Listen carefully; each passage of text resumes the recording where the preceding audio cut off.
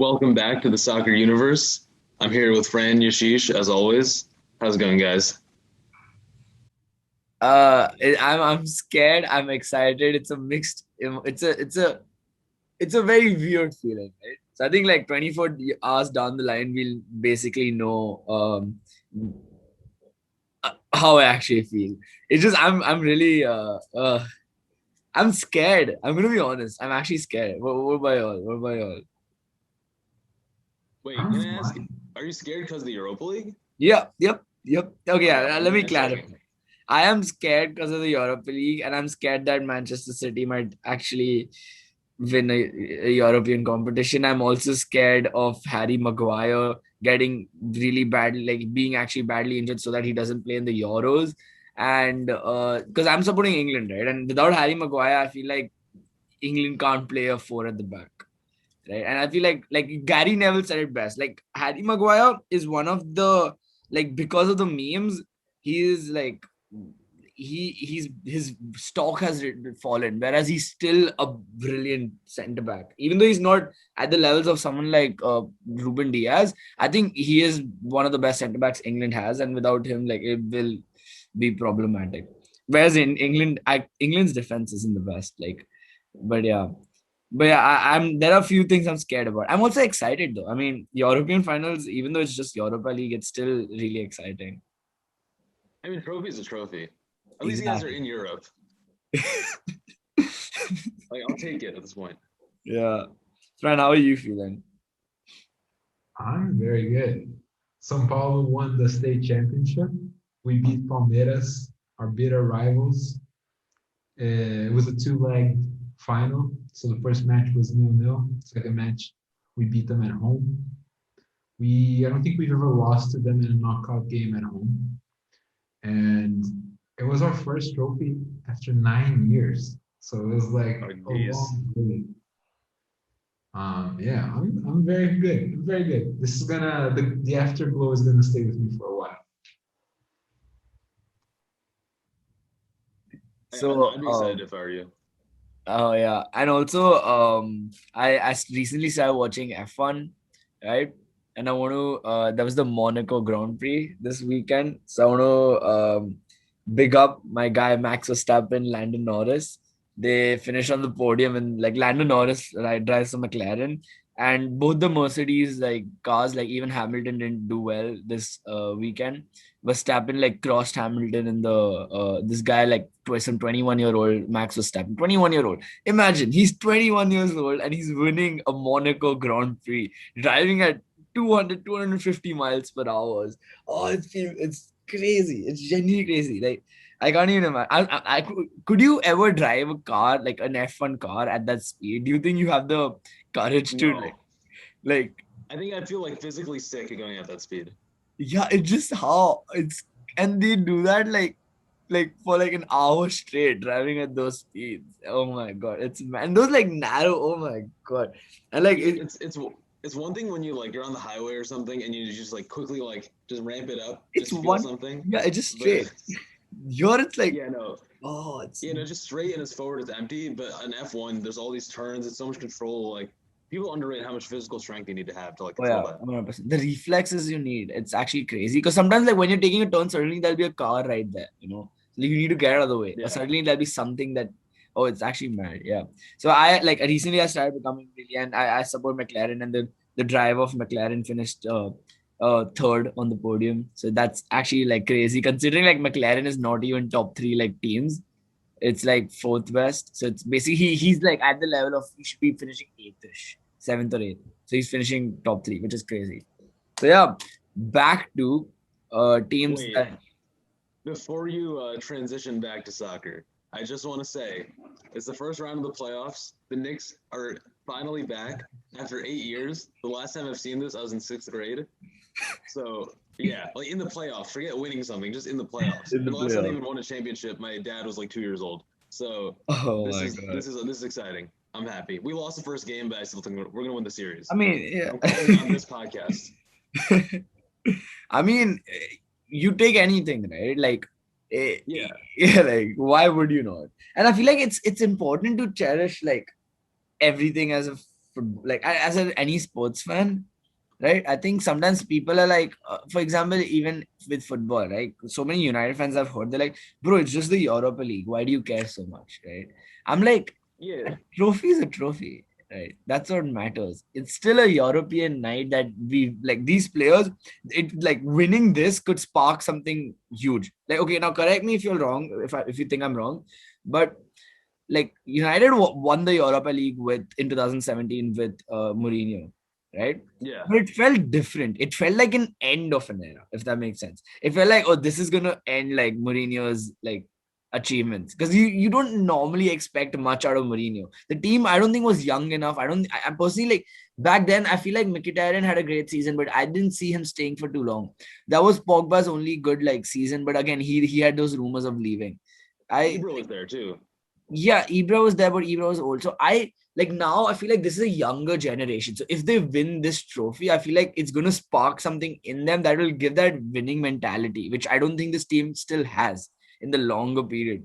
Like it's I feel like this is a far more exciting and bigger final than the one in 2017. Or at least that's what I'm feeling. What do you think?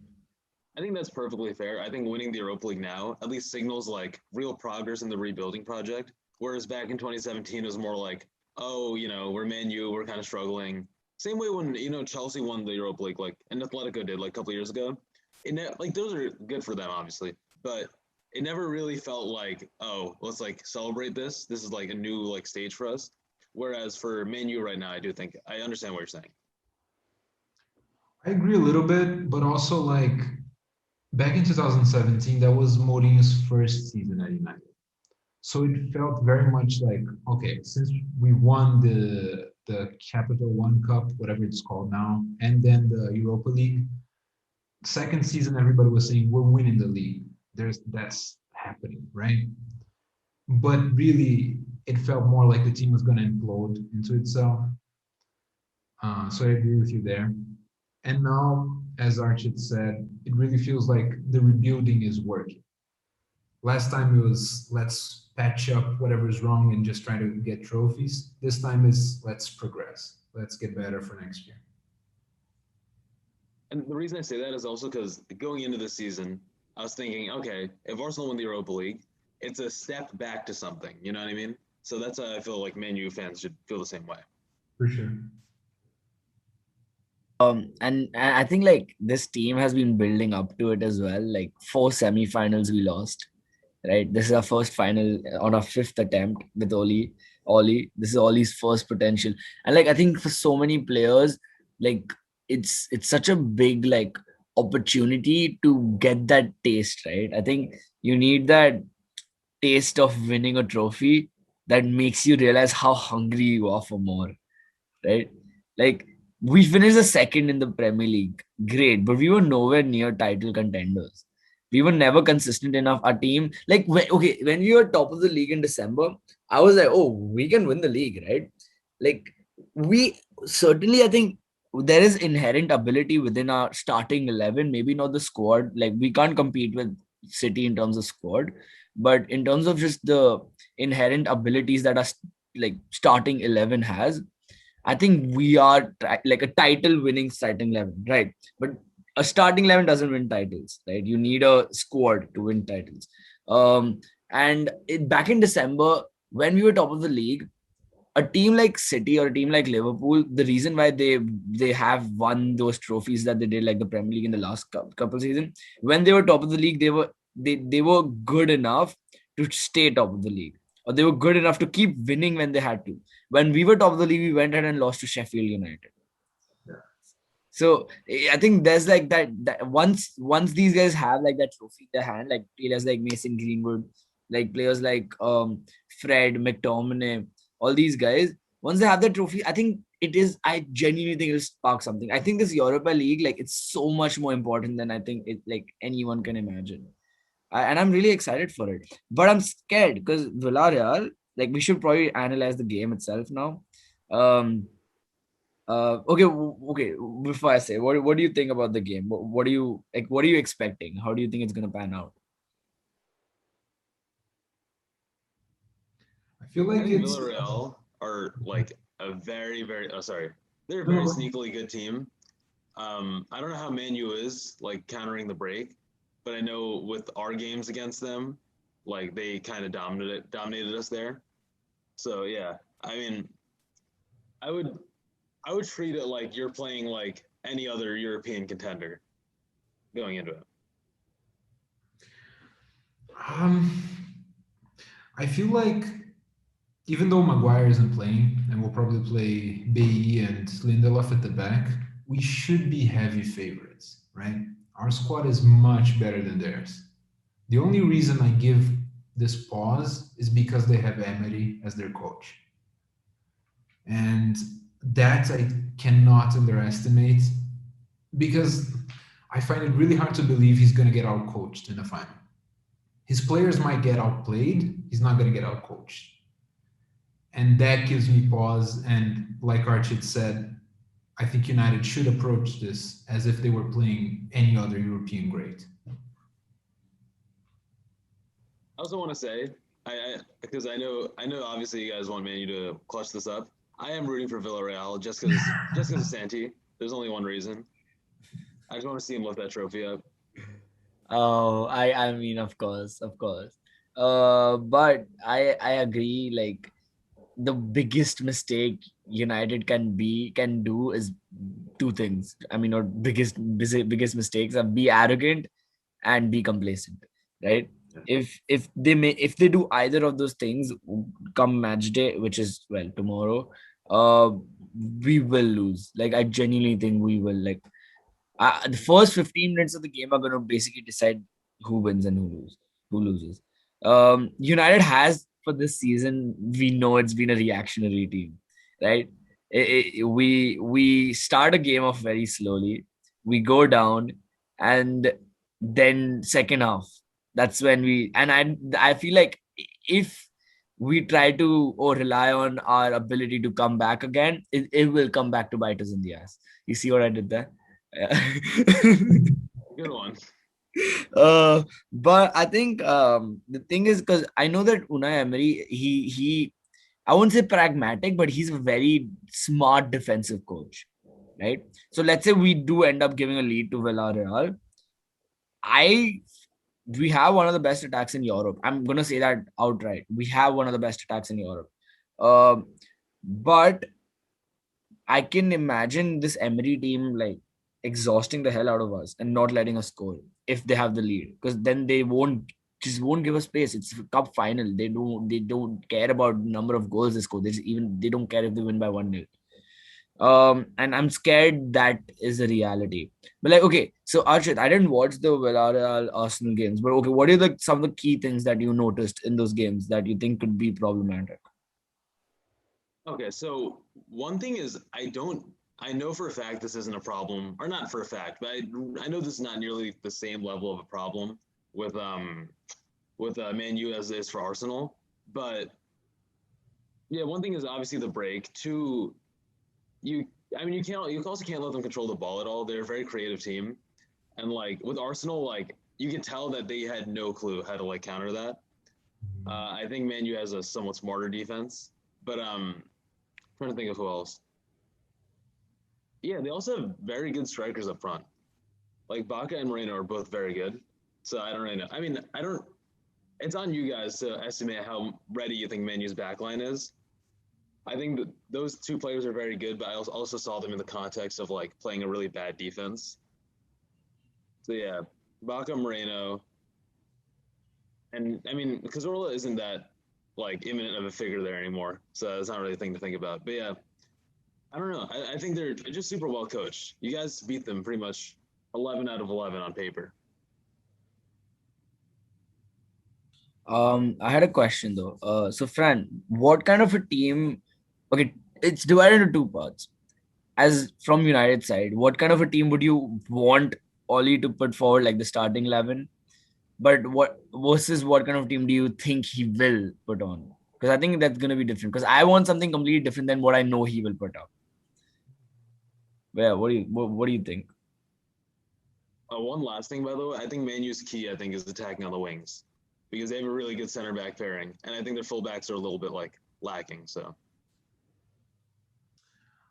I would want him. Let me think. That's a good question.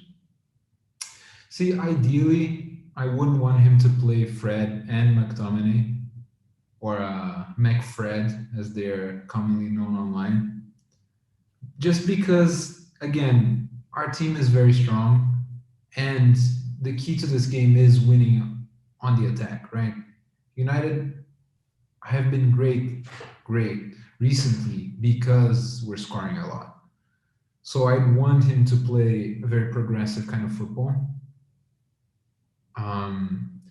I think I'd play Fred as the lone defensive midfielder. But then again, he's not going to do that. He's going to play Fred McTominay because we don't have Maguire in defense. Yeah, what do you think? Word to word, I agree. I want him to play like the thing is this just showcases how desperately we need an actual CDM, right? Yeah. The fact that we're gonna have two players doing the job of one, like Matic in his prime, right? When Matic, the first season, I would say, when he came to United. After that, his legs started dying out, right? He's intelligent. He knows how to win the ball back, and then he knows how to keep the ball. He knows how to go away from pressure, like how Busquets does it, or how Kante can do it, right? And he like the thing is, Fred can win the ball back, right? I think he's good at that. He has good work rate and he can win the ball back, but he can't hold the ball. Yeah. McTominay is kind of decent at winning the ball back and he can run with the ball, but neither of them are good at holding like the ball like in and keeping possession. Like when it comes to dominating a midfield, right? You see like the likes of what Declan Rice can do right now, Fabinho, Fernandinho, Rodri. These guys can pass the ball, even if it's short pass. They pass the ball, they can come back. They can pass the ball, they can keep the hold. They can dominate that midfield just by themselves. We need two players to do 75% of what one of the good CDMs can do. And that's why we would never be a UCL winning we can never be a UCL winning or a Premier League winning team with the current squad that we have, because we need a Declan Rice. Like the one player that I'm actually kind of like don't mind having is Bissouma. I don't know if you know him, from Brighton. He's a very good CDM from Brighton. Or at least whenever I've seen him, he's always been just dominating the midfield. He wins the ball back very easily. He's good at intercepting. He's good at, of course, tackling. He's strong. He's fast, and he can hold the ball really well. He's basically like, if you can't get Declan Rice, you get Bissouma type situation, right? And that's what, even for this game, right? I feel like Villarreal, like from what I hear, they're good. Like they have, even though they have a good attack, I think they would also have a good midfield in terms of like holding the ball. And they're a Spanish team. Like Spanish teams in general are quite technically gifted, right? They're good with like being able to hold the ball and play a possession based game even while being defensive. Like they'll still be able to make sure that the other team is not dominant in midfield. And if we want to like overcome that, we need Pogba to play in the center and not out on the left side, right? We need Pogba, and if you do that, you need to play only one. So you have to play Pogba, Bruno, Cam, and Fred as the CDM. The thing is, when you play Pogba in the left wing, right? You're putting Rashford on the right wing. That's not Rashford's position. There are so much, like, what happens is, just because we don't have a CDM, Pogba's playing out of position and Rashford's playing out of position. It's just really annoying. But yeah, what are you saying, Archit? Yeah, so I was thinking with Pogba, do you think he's been like, I don't know, at the level this season that you'd trust him as like the lone setter bid in a final? Like, do you think leading up to this game, like that's something that you'd just have the faith in him to do? You know what? Since it's a one-game final, yes. Just because, like, this guy has played in the Champions League final, he knows what's at stake. So I trust him based on that. Based on what he's produced this season, not so much. Although he's been very good lately. But, like, yeah. Seeing as it is one game type of situation, I would still trust him to go. I would pair him up with Fred, let Bruno play up top and just run the show. Yashish, what about you? Yeah, I agree. The thing is, he's like played in the UCL final. Even this season against when he came off against AC Milan, he did pretty well in a decisive moment with the goal. Like that was the only chance we had that entire game. And he's played in the 2017 UEL final for United, and he played pretty well in that. Like he was the player of the season that year, I think 2017. He was named the player of the season in the Europa League, which is surprising. I think Henrik Mkhitaryan deserved it, but never mind. So I'd back him. Like I think let's say he wants to leave United, right? What better time to showcase to the world that yeah, I am still Paul Pogba than in a European final and winning the like being the best player on the pitch, even when Bruno or someone like who's considered the best, like Santi Cazorla and all those guys are there, you still dominate the midfield. Like if he pulls up tomorrow and he wants to leave, I feel that's even more motivating for him to put up a brilliant performance, right? I think he has no reason to not be motivated. He has no reason at all. Even if he wants to stay, he needs to show Ollie that yes, like I can still be better than Bruno. Because I think I'll be honest with you, right? Bruno is the by far more consistent player. Bruno is the guy you can rely on all the time. But if Bruno is playing at his best and Pogba is playing at the best we know he can, I think Pogba is one of the best in the world, right? Like Yeah. he's arguably at the level of De Bruyne, maybe even further ahead, right? Like he can, because we've seen sparks that to all the way back in UA, not yeah, all the way back in UA, not even in United. I don't think we've seen like Pogba, the guy we can not in sparks. Maybe that City comeback game where he just came up with like some different thing. I don't know. But I wanted to talk about transfers, like because I think this game is gonna tell us a lot about transfers. And there's this one player. Can I just give a hot take? Yeah. I feel like De Bruyne is a little overrated. Like he's world class, no doubts about it. But I wouldn't put him with the likes of the greatest attacking midfielders of all time. Oh, And well, okay. people rate him as if he was like a great, you know? And he's world class for now. There's a lot better players historically than him. And I don't think Bruno Fernandes, in that sense, gets as much respect because he's doing a lot on a worse team. So I kind of rate him the same right now. Okay, so my thing on that is that, well, yes, I wouldn't put him against like, some of the best like attacking midfielders ever, but I just think for the past couple, like since like what, 2016, he's been good since Wolfsburg, but like generational since like start of his Man City career, in my opinion. He's been like the distinct best, like far and away, in terms of just as a playmaker. And so I think while Bruno does deserve more respect than he gets, he's very like overhated. Oh, he takes penalties. Like, how's that a bad thing? He's a capable penalty So taker, what? right? He's supposed to miss them. Yeah, right. What's he supposed to do, right? So I think I think the arguments against Bruno are silly, but De Bruyne has been doing this for a lot longer. He's been Oh, for consistent for a lot sure. longer. He's been a winning player for a lot longer, For like sure. in one of the best offenses of this decade. So I see why he's overrated.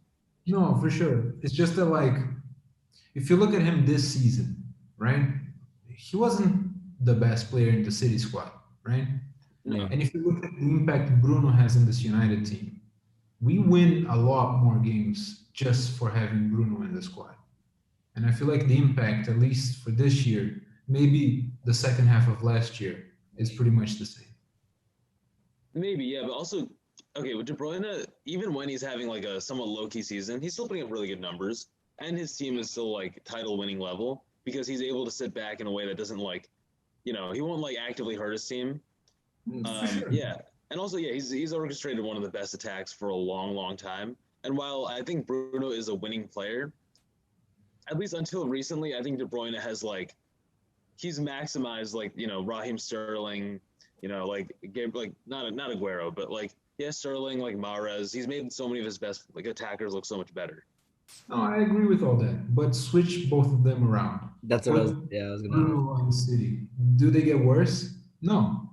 They might even No. score more goals. I feel like they'd be the same, as good as they are now. And United, pretty much the same. I don't see us getting better because we have De Bruyne instead of Bruno. I actually think we would. Dip a little bit. I'll tell you why. I'm not saying that it's because De Bruyne is a worse player. I'm talking about systems as well, right?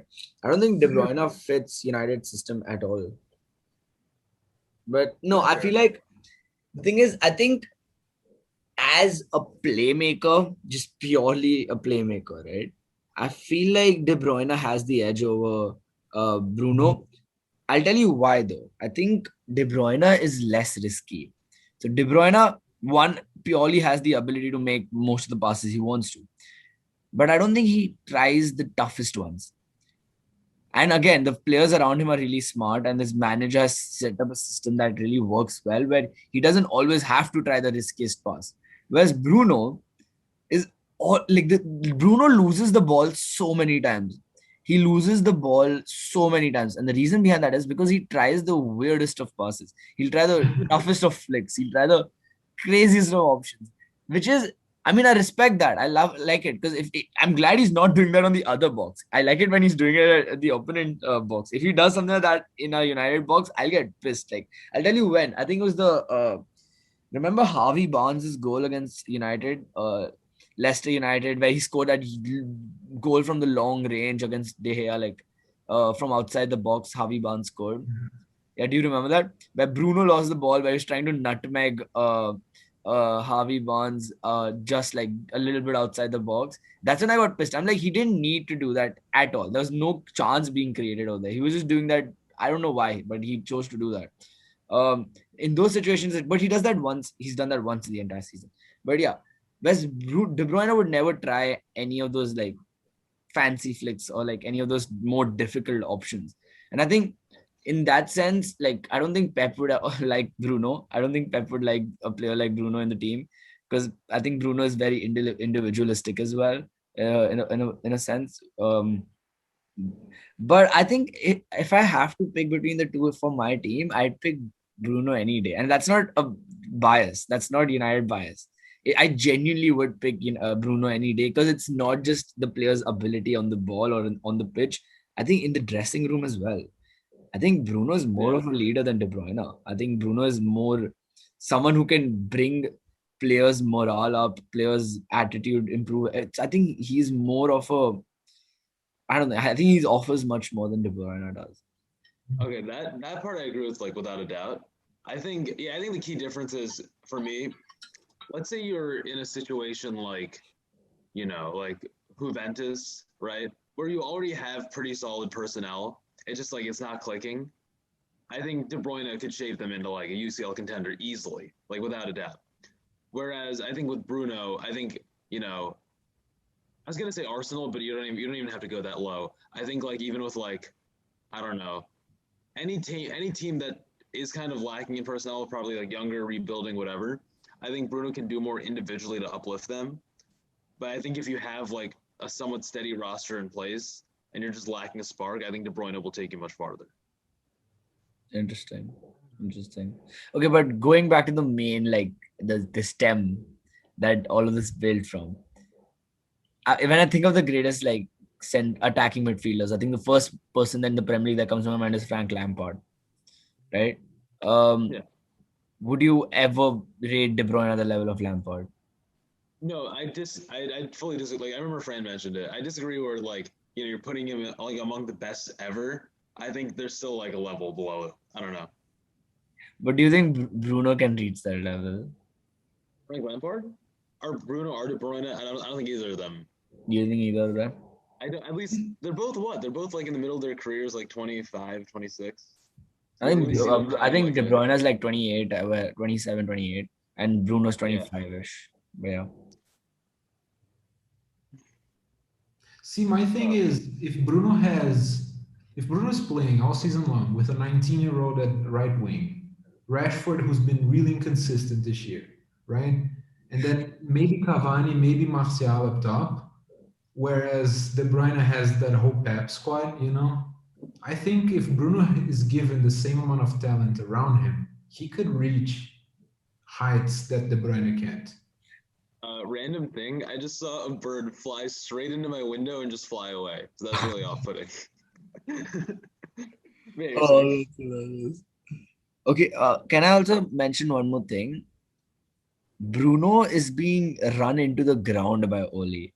Like, I agree that Bruno is too important, but even if Bruno insists that, "Oh, I want to play every single game, I can play every single game," he shouldn't be playing every single game. He doesn't need to play he doesn't need to be playing Derby County in the Carabao Cup. Why are you starting him there? Yeah, that's Like, silly. like he doesn't even need, to be honest, he didn't even need to play, like, even though we lost to Sheffield United, no disrespect, but he don't need to start. You have a Donny van de Beek who is he's scored against teams like Real Madrid and Spurs and stuff. Come on, so yeah, so he shouldn't be playing Bruno like in all the games. And I think like Rashford as well, right? Rashford has been playing through an injury. Like there have been multiple reports that saying that, and not proving, but like at least saying that Rashford has been needing a surgery for a while now, but he's just been putting that off because he didn't want to go out for a long period of time. And that I think I can see, like, okay, yeah, Rashford doesn't look comfortable when he's playing. And I think like that's even Harry Maguire. Harry Maguire, since his debut against Chelsea, he played every single game and every single minute of every single game in the Premier League till he got injured. Really? Jeez. Yeah. He didn't not play. I mean, he basically played every single Premier League game since he has joined United. The only thing stopped him was that injury. And again, he did not need to be played those many minutes. Like, you have Axel Tuanzebe, who is more than equipped, and you need to improve the player. Why not play him? Why not play him more? Play Bailly more, play Lindelof more. The thing is, by playing Maguire so much, it has put us in such a huge dilemma for the Europa League. The thing is, other than Lindelof, I'm not sure if Bailly or Tuanzebe, either of them, have enough match sharpness. No, not at all. Like, that's basically down to them not playing enough games. And yeah, it just I mean, it's a huge part of management, just knowing that yeah, you can always roll out one roster week by week, but you have to know when, hey, we do need to develop. We need to give these players some game time. I think Ole sometimes lacks the bigger picture part of management, which is, hey, these guys will need to play in the future for whatever reason, injury, just something else. It's at some point, Tuanzebe would have to play. Someone's gonna get injured. For whatever reason, and the fact that he's not in somewhat doesn't have some level of sharpness for this game is a massive problem. So you all have, I think, I'm pretty sure I've been watching the game more than I have, much longer than I have. But I had a question. Who what managers come to your mind who've been good at handling their squad? And it's or maybe a season where you can one of the teams you've watched and you go back and you go the way he handled the squad was brilliant. So is there anything that comes to your mind? Because I mean, for me, I think of Pep, but that's the more obvious, and he has a brilliant squad. He's not everyone. Give it to him. Yeah, he has some 8 world class right wingers. So I mean, that's not not Pep. Someone else Also, I think this question discounts guys like Ancelotti, for example, who are primarily very they have their one philosophy. They're not really a overall they're less of an overall manager and more of here's my coach. I'm a coach. Here's my just specific tactics. But for people that do it well, it's an interesting question. Well, Klopp has to be right at the top of the list, right? Because there are no injuries in his squad, and he always plays different teams, right? I have a weird shot for this. I think Poch, at least during his run at Tottenham. Okay. Because he's not the most result-oriented manager, but it's very rare. That's such a nice way to put it. He's not a winning manager. He's not okay. Given the fact that he has a $0 budget for the most part of his time at Tottenham, he had so little to work with. It's all just youth academy guys, whatever. He saw the development of Harry Kane. he saw. I mean, Christian Eriksen was good at Ajax, but he saw him improve massively. He saw Dele Alli come through like into the first team. You know, like even like I'm trying to think. Like I remember they constantly playing guys like Juan Foyth, Kyle Walker-Peters. I know way too much about this roster, but I think he's very good at like, okay, someone left because we couldn't afford them. Next man up, let's go. We need a young player to fill in. We got it. Like I think he's always handled that well. Can I give a shout outside of Europe? Yeah. So like the manager for my team, Crespo, he's very good at it. He plays, I think he plays a 30-man squad and he basically plays everybody. Yes, we had a crazy run of games because of like COVID and everything, but he's very good at rotating. So we have 30 players that are match fit and ready all the time. Dude, that's like almost FIFA level management, where like you're taking guys week in, week out. Like that's like if you can pull that off, that's insanely like impressive. Yeah. But that was very good at this though, right? Who? Because I remember him, Wenger. Okay. I feel like he was one of the best at this, because he could look at a player, and he played a lot of academy players because of this, right? So he was very good at that. Also, Wenger, he like kind of pioneered like the way coaches even approach like fitness, nutrition, making sure their players are even like intact for a full season. Because he came in early, so like he laid the groundwork for how like a modern manager should be, at least for a little bit, and then he kind of aged out of that model later. I just realized if you look at my specs, right, they aren't straight. No, mine aren't either. I don't know if I do this a lot whenever we record. Mine are never properly straight either. Now it's giving me such an oh shit, it's so annoying now. What? You never thought this before? Anyone who's had glasses, I feel like has at least noticed that once, that it's like they'll never be exactly straight. Oh my god. But no, it's such a look at that. Like, you can see that. I only see it now because you're pointing it out. It feels so weird. I mean, mine is the same thing, dude. I feel like I don't know what you're not like. Yeah, mine has the same like little like downward slope. Oh my god! Oh shit, that's mad. Also, by the way, friend, do you have glasses? Yes. Oh, are you wearing do you have them near you, or do you just not like? Is this the noise is here, right? Can you hear this? I think so. Yeah. Yeah. Okay. You lit up. So I'm probably thinking it's you. Okay. No, but I have like what's it called? Astigmatism? Yeah. Yeah. Yeah, but it's very mild, so I can read mostly. It's just that when I'm taking classes or stuff, I get headaches. Yeah, so for me, like when I was in Florida, my glasses broke when I was playing basketball, right? Like they fully shattered, and so like for a while there's like a cut on my eyelid. I think it's gone now, but so I'd be working because I had a like 8 to 5 job, and so we had meetings and stuff. And when you don't have glasses, you fully lose focus. Like everything's blurry, and you kind of like, and so I would just like slowly doze off just in the middle of like work. It was so bad. So you lost focus. It's tough when you can't see things properly. It really like messes with your perception. Also, no, the reason I asked that though wasn't because of that. I just think I've like started to notice this. We kind of look like from me to like Yashish to you, we look like the Pokemon evolutions of like one person.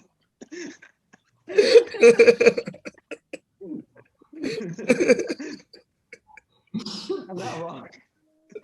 No, I love that. I love that. Oh god.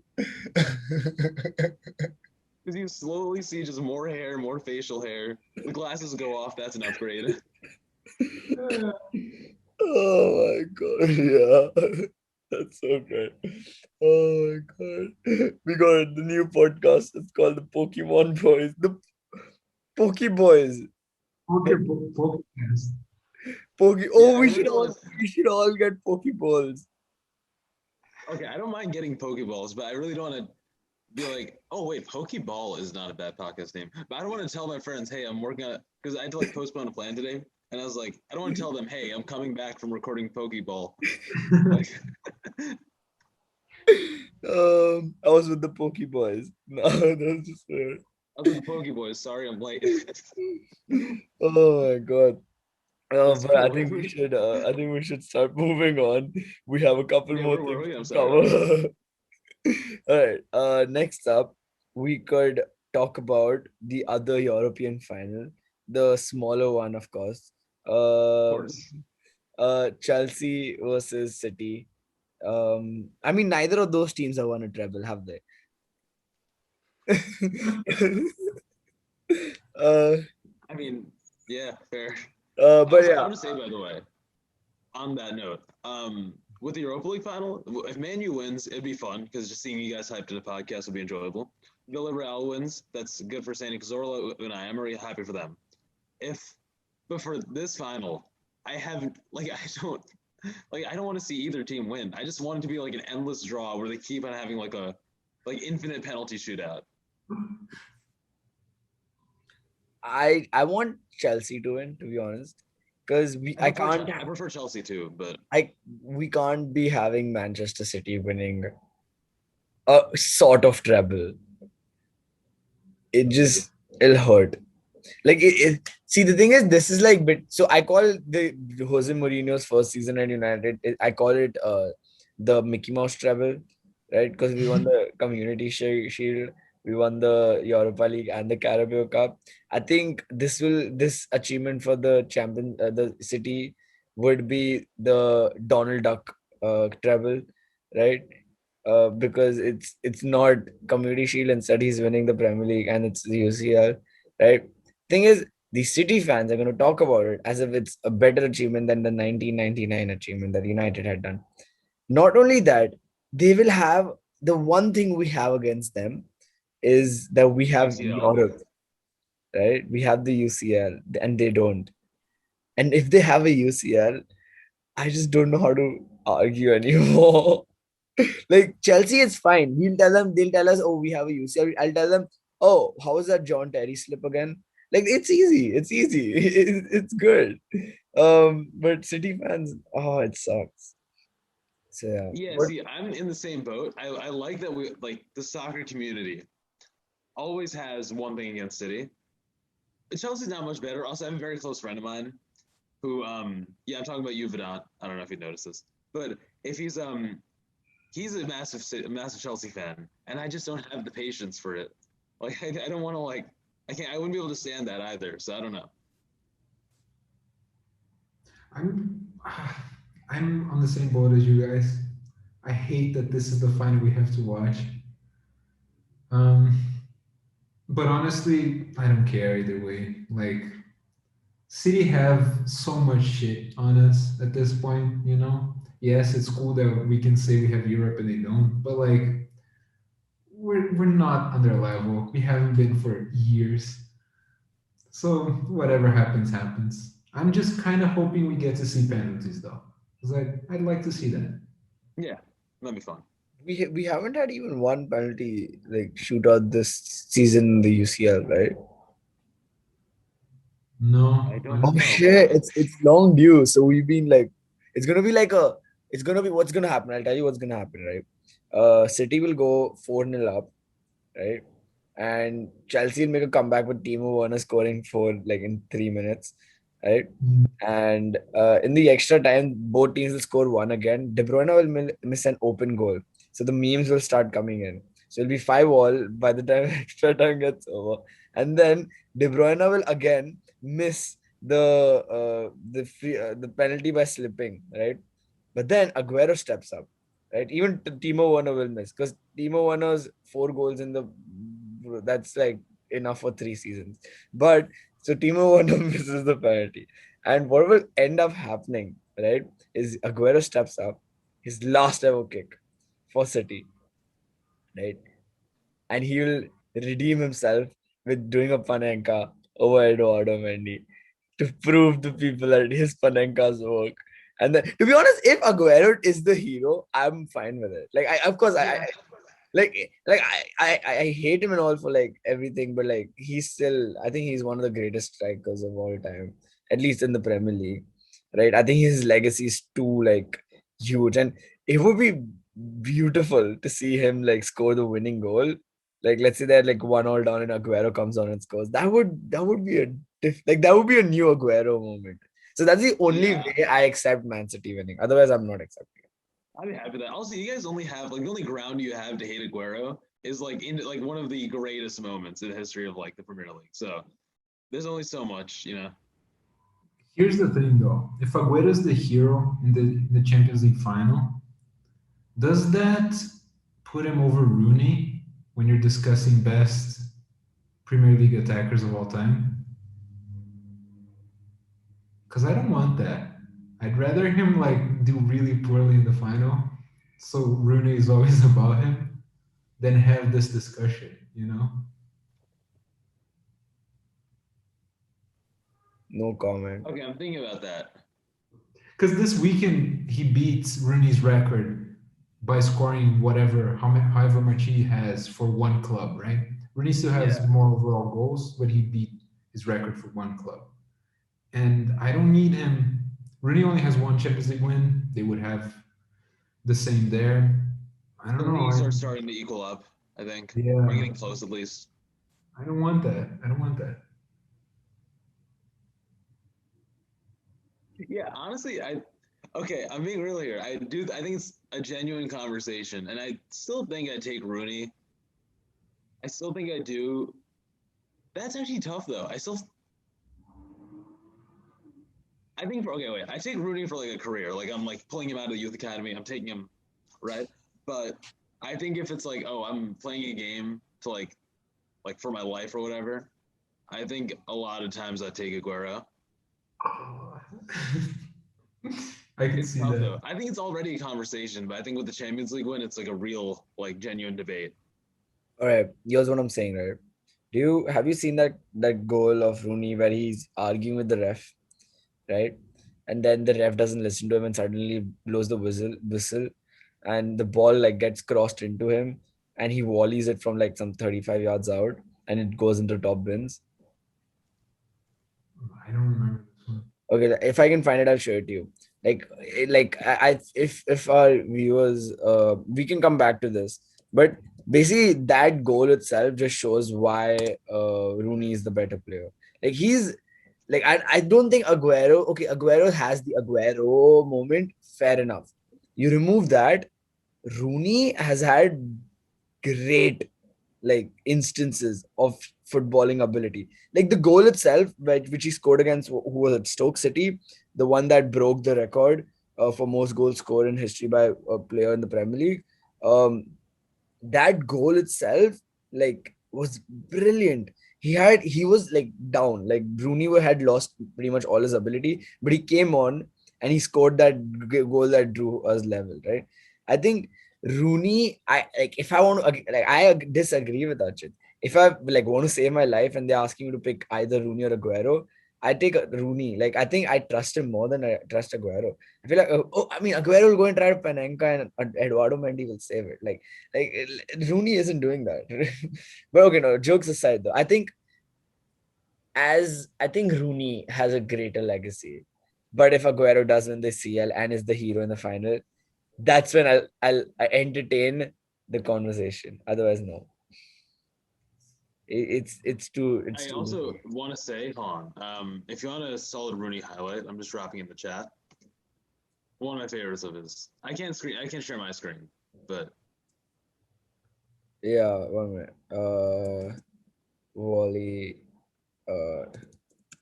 talk. Wait, let's check it out. Wait, you can't share screen? No, I think it's disabled. Okay, never mind. I'll share it then. I got you. All right, let's go. This video may. Just understand and wish to proceed. It's not that bad. I promise. I realize how that looks. It's not that bad. I think you guys will find this extremely amusing. Let's check it out, lads. I promise it's not that bad. For the podcast audio only listeners. Sorry, yes, Fran. Yes, Fran. What are you saying? No, just for our podcast audio only listeners, Archit just sent a porn link to Yashish. No, okay, wait, no. I don't know why this viewer advisory on this video. I feel like there's far worse on YouTube.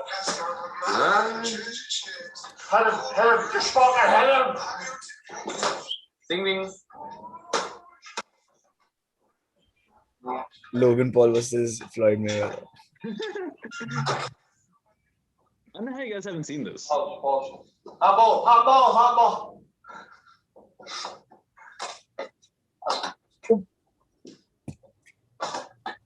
This is while he was playing for Man U, by the way. Imagine being the coach at the time. Right.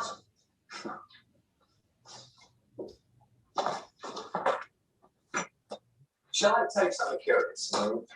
I saw your film this morning. I saw it just me in a cinema with a security guard. Just the two of us. Oh! What's the background noise? By myself, and then there was some guy I met.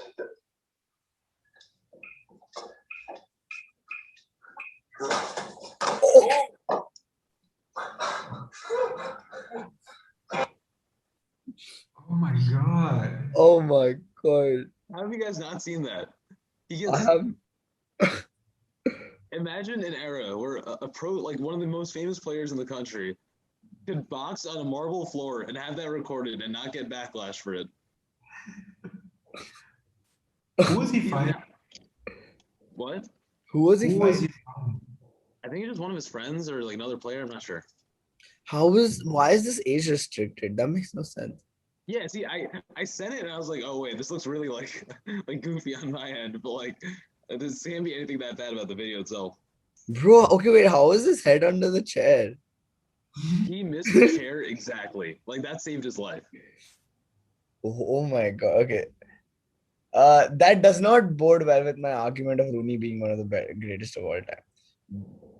To be fair though, that is Rooney after the hair implants. So he wasn't that good then. Yeah, but you know, Yeah. Rooney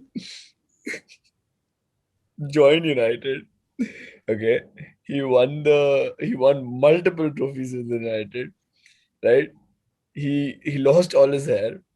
He won more trophies without his hair. He got a hair transplant, right? Then he went back to Everton, right?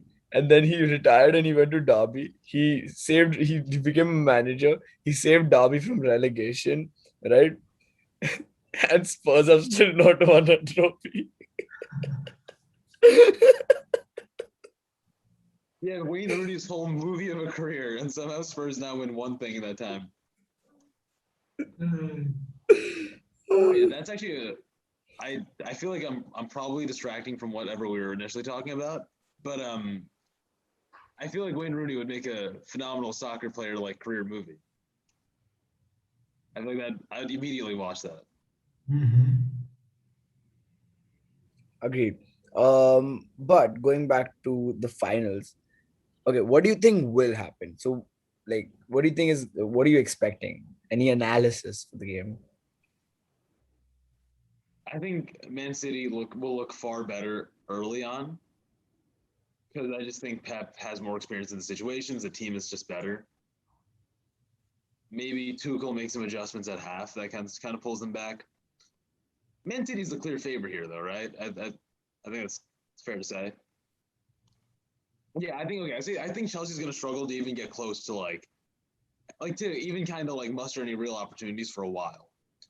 I think they're going to find themselves like kind of lost because they have a very young team, young attackers as well. I think Man City will control early on, and maybe like a little bit before at half. That's when Chelsea might come in. I also expect City to mostly dominate from early on. My only question is, does City have the ball because Chelsea want them to have the ball, or do they have the ball because they're clearly dominating the game? Because I don't expect Chelsea to line up offensively, right? Tüchel is going to play a defensive team, and they're going to play on the counterattack because that's just the roadmap to beating City most of the time, right? So if Tüchel can get rid of the ball, but force City to have it under their tempo, I could see Chelsea coming away with the win. Although I agree, City are the heavy favorites. Yashish? Yeah. I think City are the favorites, and I think City will end up clinching it at the end. It's just I'm thinking. I think City again, even if they want, like, even if they're clearly dominating the game and have the ball for very long, um, I'm finding it difficult to believe that they can actually. Like, of course, like I say this while they are the highest scoring team in the Premier League, one of the highest scoring teams in the UCL, but I still fear that they might not be able to score a goal. Like, okay, that sounds weird saying this, but I need to explain what I'm trying to say. I feel like City would they aren't going to start Agüero, who's their best finisher, best striker at the league. I mean, based on ability purely, Yeah. because he's not sharp enough yet. He's just coming back from injury. Gabriel Jesus is not good enough as a striker, right? So I think that will force him to play what do you call that? A false nine, right? Someone like Sterling or someone like I don't know, Ferran, not Torres, for sure, not Torres, but someone like that with Foden and those three, right? And the issue, what I think will end up happening, right, is they will create a lot of chances. So Sterling is probably the best goal scorer in that team. Mahrez, based on form, is of course brilliant. But if Chelsea is able to shut down the like make sure that there are no clear threats. Like if there are half chances, there is normal chances.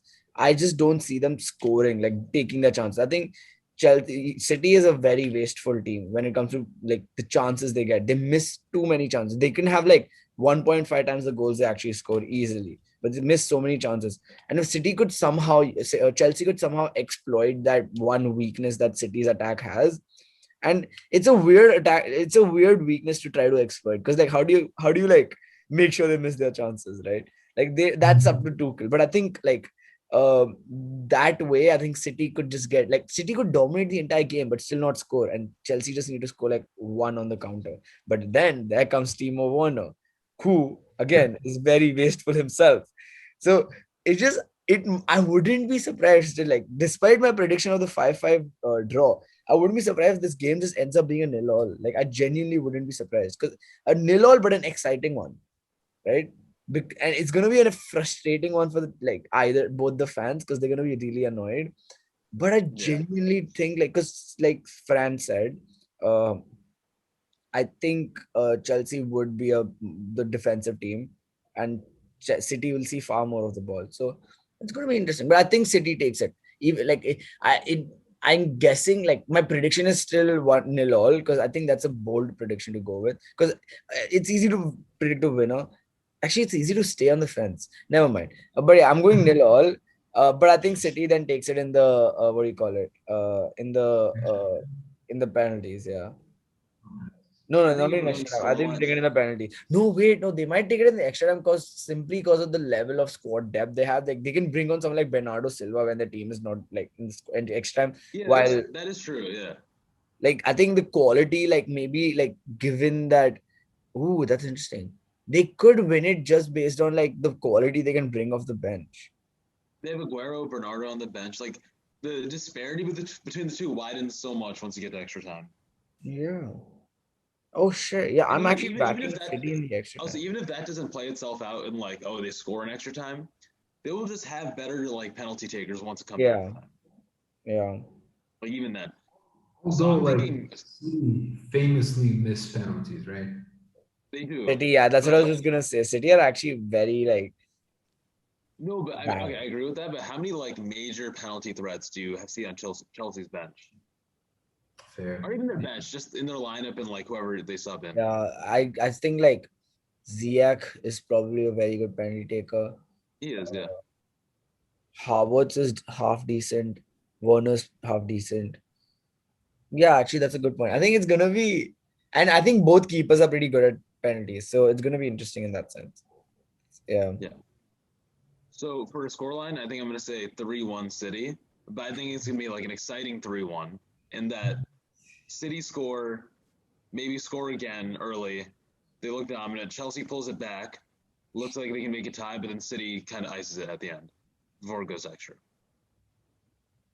What about you, Fran? I'm gonna say a very boring 1-1, and then it goes to penalties. And I think City wins just because they have Ederson in goal. That's yeah. That's fair. Yeah. I mean, I would back like my point is I think it's gonna be a low scoring, boring, not boring, but low scoring draw. I think it's gonna be a You think if it even goes to penalties, then I won't complain. Like even if it's boring by all means, like penalties will like compensate for that. For sure. yeah. What are your predictions for the Villarreal game? United Villarreal. Not pretty predict, honestly. I would Yeah, say you're right. 4-1 United. 4-1. How much? 4-1 United. 4. Yes. Oh shit. Okay, so I'm gonna take 2 goals out just off of United bias here, but I do think like 2-1 is a safe bet just because I think with United, well, I think they're gonna be outcoached out the gate. I'm very much now that Fran mentioned it, I'm very much on the Emery train here. He's a really good defensive coach. I think it won't be easy for United to like break that down early, and I just think 2-1 is fair just based on the talent levels. I don't see them going off for like 4 goals. I don't know if that happens against an Emery team in a final. Here's what I think, right? I think United scores in the beginning and Villarreal pull one back before the half ends, and then we score one like very late on. So Villarreal starts bombarding players more, and then we score another one. So I think it'll be 3-1. We will have to hold out a lot. Like I think the last goal will be like one of those, not consolate, one of those goals that just you get in the end because the other team is too many players for. Like I think the pressure United's going to face in the last 10 minutes is going to be crazy. Like I genuinely think that we're going to have Matic on the field in the final. Like we're going to have 2 strikers, only Rashford and Greenwood up top. That's it. Bruno and everyone is defending. I can see that. I hope it doesn't happen though. I hope it's like easy sailing, just we easily breeze through this with a 4-1 victory. I think like score 4 goals and then let them score a consolation in the end. Like that's what the ideal scenario will be. But I think it's gonna be a tense 2-1 and then a 3rd goal all the way in the end. Villarreal are a really tough team, but also I thought Roma was really tough competition until I saw you guys play them. So, we'll see how this plays out. But. Against Roma, we got quite lucky, to be honest. Okay, here's the thing. So? I'll tell you, okay, the second game, without De Gea, we were considering like 2-3 more goals. Okay? And in the first game, the first half, there were actually like 3-4 really good chances. Not 3, okay, 1 or 2 very good chances that Roma had that they could have taken, but they didn't end up taking because of like poor decision making and stuff like that. And United in the thing is, United second half in the first leg is what won United the game. We scored like 5 goals, I think 4-5 goals in that half, and we were untouchable, right? In that and that's what won us. Like if that's all. But no, lucky is not the word because it was still like our ability that got us through, right? But I think it could have gone bad if we didn't. But yeah, I still think United wins this. Like United are clear favorites. Come on. We have to win this. This game is it'd be so disappointing if we don't. Like it'd just be so sad. How do we beat teams like City and Liverpool and lose? How do we beat teams like RB? How do we beat teams like RB in final? No, but that'll be a different rant. If we lose, that's gonna be a different rant. But yeah, I think that's it. That's it for a European the one night that not everyone can experience. Wait, sorry, what? Before we wrap, what did you just say? Nothing. Okay, I don't know. You just, that was a really goofy sentence. I was a little unsure. Oh, wait, okay. You know what? I now that I properly processed that sentence, screw you. No, I was confused because you phrased it weirdly, and then I kind of like heard it again for some reason. Oh my God. Next season's gonna be interesting for us, man. I don't know. I don't know how to feel about this. Yeah. Damn. It's gonna be fun. It's gonna be fun. I wanted to do but yeah. I think we should say goodbye. All right, with that, we'll wrap. Next week, I think we should cover the we'll cover the end of the season and wrap up everything else. And the Euros. I think we'll do. Yeah. We'll see. There's a lot. Even though the on season's the over, table. the season's not really over, lads. Take care. All right. I'll see you guys next week. See you guys.